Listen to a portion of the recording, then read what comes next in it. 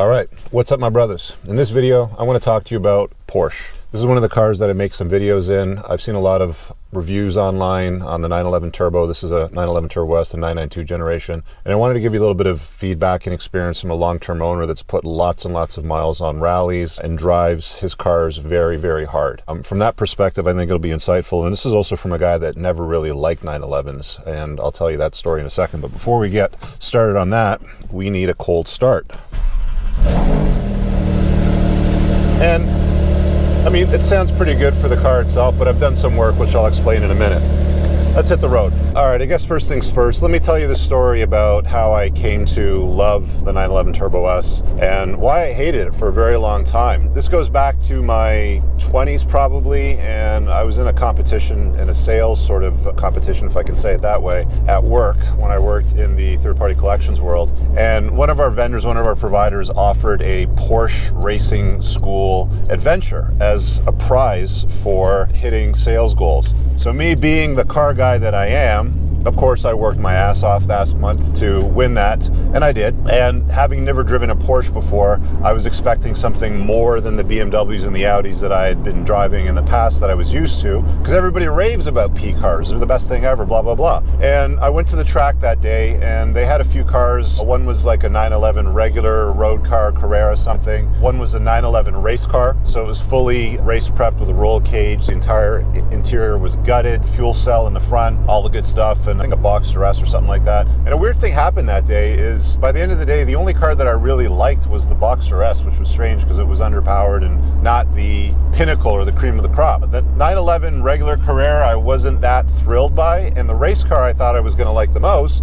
was the one that disappointed me the most. What happened was I didn't get a full briefing, so this might have been the instructor's fault, on the track, where with a 911 you're supposed to like scrub off more speed than usual, get your braking out of the way, and then turn, and then you can get on the power a little bit sooner than other cars, because this is the only car made today that I'm aware of, I think, that's still rear engine. Sure, somebody's going to correct me in the comments and go, there's some obscure Renault that's still available that's a twin cylinder. Hammer away, boys, you let me know. But as far as I know, this is the only performance car on the market where the engine is slung over the back, past the back wheels. I've seen this up on a hoist, and most of the engine is behind the rear axle, so it's rear weighted heavy, which is great for launches. These cars do really well in the quarter mile and the half mile and stuff like that. But they've managed to make them handle well, which I'll get to in a bit from my rally experience. But that day on the track, 25 years ago, when I entered the corner, I didn't scrub off enough speed, and the thing came around on me like a pendulum, and I basically swung off the racetrack right in the rhubarb and cut the grass. Not a good feeling as a young 20-something-year-old guy that's never been off the road like that before. Thank God there was no walls or anything in the way. It was just grass and gravel, but it was a harrowing experience. I'd never seen a car handle like that before. I was thinking to myself, what the hell is this? Why would they sell this car to the public? But it was a race car. You know, it was gutted out, and it was probably quite a bit lighter in the middle and the front than most 911s that you're driving on the street. But it kind of threw me for a loop, and I'd never wanted anything to do with a 911 again. Yet here I am sitting in a 992 generation Turbo S with some work done to it, which I'll explain in a bit. So that's where I came from. Now, how did I change my mind? How did I go from not liking these cars to calling them basically Beetles? I would make fun of my friends that would have them. And one guy in particular, very good friend of mine who I'd done a ton of rallies with, who'd owned several McLarens, ended up buying a Turbo S one year, and he showed up at a Cars and Coffee a morning one day, and there he is with a brand new 992 Turbo S and a nice little gray color. And I kind of looked at him and I'm like, you went from McLarens to that? Like, why did you buy a Beetle sort of thing? And he goes, it's a great car. He goes, watch and see. So I didn't make much of it. You know, we laughed about it. We sort of moved on, as, you know, boys do. I mean, good men will make fun of their friends to their face and protect them to their back. And that's the way that I've always been, and my best friends always are with me. But that's how we do it. You know, we kind of, we bullshit around a little bit. Before I hit the dealer, which is where I'm heading right now, and I'll tell you why in a second, I got to grab myself a nice Americano. Sound good with the exhaust revving up against the wall. So just listen to this. As it sort of echoes off the brick walls here, as it does, because I've got 200 cell cats on it and a Capristo muffler, which I would not recommend. You guys can DM me and I'll tell you why they suck. But it sounds really, really good. Listen. You can kind of hear the turbo spool. Hopefully the mic picks it up. So getting back to my story about how I came to love the 911 Turbo S. So again, you know, friend gets a 992. We started doing rallies. I'm still on my McLaren 720 at this time, which is a fantastic car. 2018 720. One of one of my favorite all-time cars ever. Very, very exciting car. Does not bore. And me and my buddy were doing rallies together, of course, and we did at least 2 to 3 rallies, maybe 2 at least minimum, before I bought this Turbo S. And what I had noticed driving, and we drive like, to give an example of how hard I drive, the reason why I'm going to the dealer today is this piece of door trim, which is over here on the driver's side, somehow on the passenger side, came off.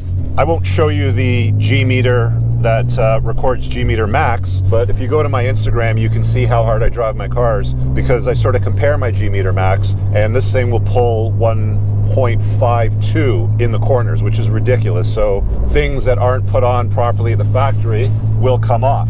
So that's why I have to go to the dealer. I have no idea if they glue it on or how it goes back on. I'll let them figure it out. I got my laptop, I'll do some work. But anyway, so a couple of years, I'm driving with my buddies, and the one guy with the Turbo S, I've got my McLaren. And of course, I want to test them. Like, I want to be like, see, you bought the wrong car. It's too slow, it's not fast enough, it doesn't brake well enough. And to my shock, like to my surprise, as we're doing all these rallies, Tail of the Dragon, Triple Nickel, Hellbender, all of these crazy roads that are in the Appalachian Mountains on the east coast of the States, because I live in Toronto, are really testing the car and the driver's abilities. And what I found was the 911 Turbo S, the 992 generation anyway, was identical to my 720S. It was just as quick in the corners. I would argue that this car brakes better. So Porsche brakes are phenomenal, even though McLaren brakes are great. I would say these ones are probably just a little bit better. The acceleration on this car off the line, because it's four-wheel drive, is better than a 720. On a highway, the 720 has the edge by a slight margin, but they're almost identical cars. And I was getting to the point with the 720 that I'd put 38,000 kilometers on it, mostly doing rallies, by the way. So I got a lot of experience in that car too. I've got a couple of reviews on this channel. You can go search for them if you want to see them. But I needed to replace it with something. And my next go-to car at that time was going to be a 720 Spider. I wanted a convertible. But I couldn't find one. I couldn't find one in the spec that I was looking for. I don't generally buy cars at this caliber and price range brand new. I'll usually let somebody else buy and put a few thousand kilometers on them, and then I'll pick them up for a pretty good discount. But I couldn't find one. So having followed or had my friend with the 911 follow me during a lot of the twisties, and neither one of us being able to shake each other, and we've got pretty equal driving skills as far as that goes, I thought to myself, all right, I'll start looking at 911s. And then this one popped up, and it's in a nice chalk color. Chalk is the same color as the seatbelt here that's on the exterior, and it had a muffler on it, right? The same one that's on it right now that I hate. It's just a terrible design. I'll get into that some other time if you guys want to hear about it.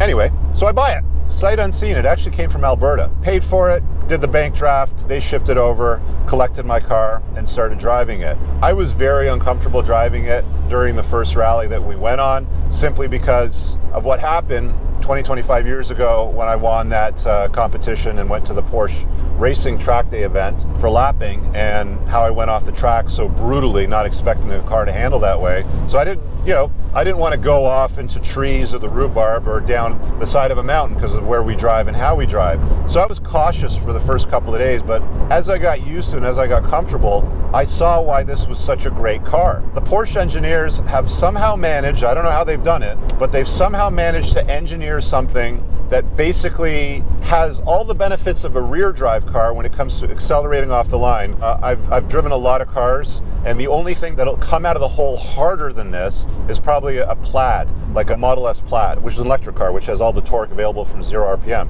This would be number 2. Now, I've done some work to this. I've tuned it, so I've updated the software. It's got a lot more power, close to 800 horse. I've put 200 cell cats on it, so it flows air a lot better. The muffler, I mostly fixed the design flaws that came from the factory that made this piece of shit, but it works a lot better now, and I heat wrapped it, and that's it. So I don't know, maybe for a $6,000 investment, I've turned this thing into what's essentially a weapon. It's very robust, it's resilient. I haven't had any problems with the exception of this trim coming off, which is a very minor inconvenience. I did have more problems with the 720, if I'm being honest. The glass on the roof above my head cracked several times. The parking sensors took a lot of damage from stone chips, which this car I probably drive just as hard, if not harder. Did not fail. The electronics in this car are very reliable. I've got very minor complaints about it, like it doesn't have Android Auto. That's a pain in the ass. I gotta get a Bluetooth module that lets me use it, so for rallies I can run all my apps like Waze and Highway Radar, and I got my radar detector set up and everything.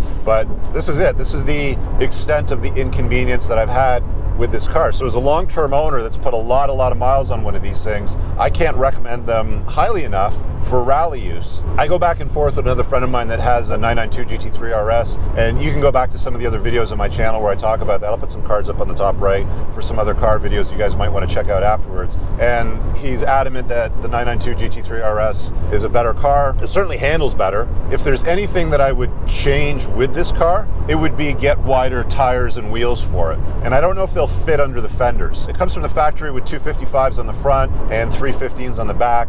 The GT3 RS has 335s on the back and 275s on the front, and the grip is insane. I've seen videos of the 992 GT3 RS pulling 1.7 something Gs on the Nürburgring, which is insane. But with the amount of aero it has, it creates about 2,000 pounds of downforce at speed. You can understand why it grips the road so brutally. Like, that car grips harder than a retarded kid if you try to steal his Legos, if I can put it that way. The grip is insane. And the grip on this is off the charts too. For a car like this to pull 1.52 Gs in corners from the factory, and not even on cup tires, I'm driving on PS4S tires, which are good tires in their own. If I put on cup tires, I might get a little bit more out of it, but it is a phenomenal car. Pulls hard, accelerates well, is reliable, it just works. Everything inside is nice to the touch for the most part, with some exceptions. I don't like the shitty piano black in the center console. I don't know why there's no carbon fiber as standard from the factory.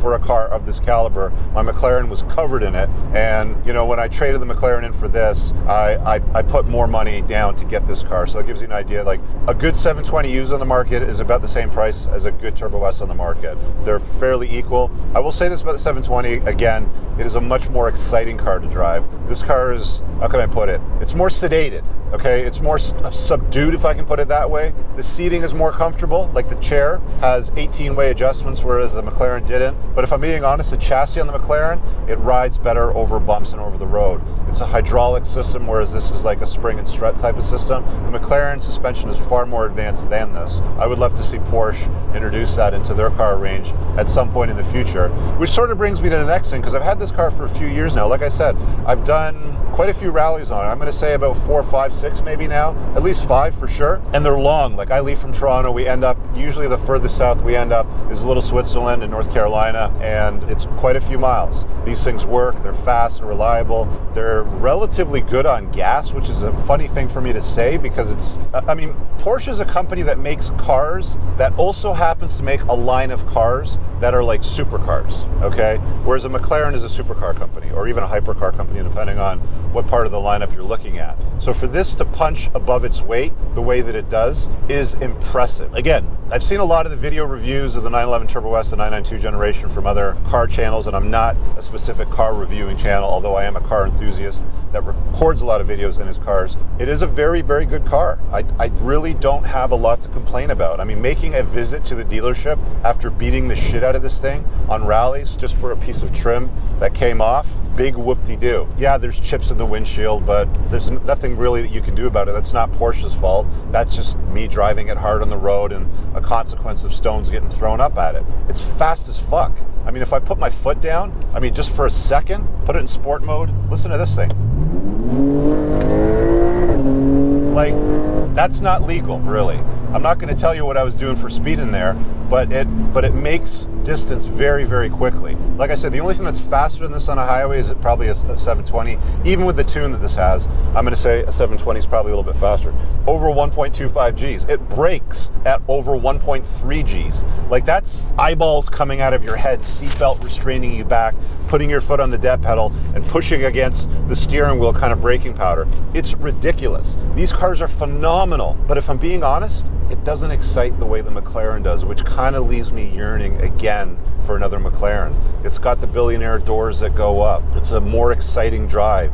It's as fast as this thing is. So it's like, yeah, you know, which one do I pick when when it's time to get rid of this car. Porsche is apparently making a hybrid version of this for the 992.2 generation update, because they usually refresh their cars mid-lineup, and they've already done it with the GTS version of the 911, which got a hybrid system, and they're saying it's a faster car than this from the factory. A GTS with a hybrid won't be faster than my car, the way that I've tuned it and set it up, but from the factory, the new GTS will be faster. So they have to do the updates to this, because they can't have their top range car be beaten by 2 levels down, basically. This is a Turbo S, and it goes turbo, then it goes GTS. So you're going to see something change in the next year. I'm kind of waiting for that. Like, we'll see what that looks like. We'll see what the improvements are. We'll see how that drives. You know, there's lots of things to contemplate, but I can see why people like Porsches. I fully understand why people like Porsches, and somehow I've gone from owning no Porsches and hating them to owning 2 of